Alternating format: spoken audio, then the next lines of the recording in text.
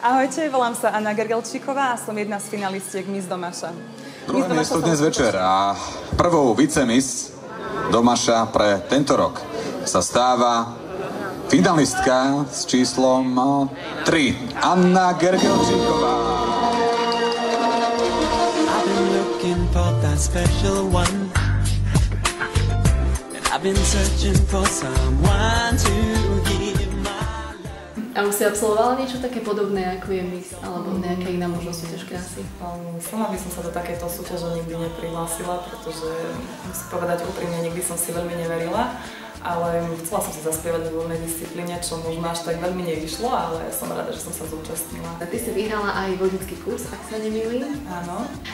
Ty už vodičak máš, alebo ako je to s tebou v rámci týchto schopností? Mám ho v autoškole VAO. Naozaj, takže takáto náhoda, hej. Ako už dlho? Tak približne asi taký rok. Čiže v podstate si sa čo rozhodla urobiť s touto cenou? Tak rozhodla som sa, buď niekomu ho posuniem, alebo darujem.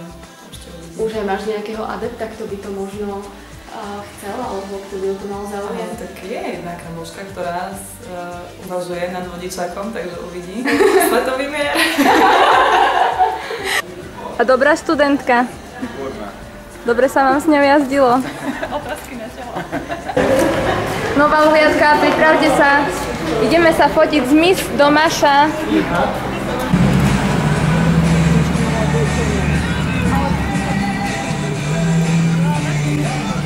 A zakývajte mi do kamery. I like it when it's difficult, I like it when it's hard, then you know it's worth it that you find your heart.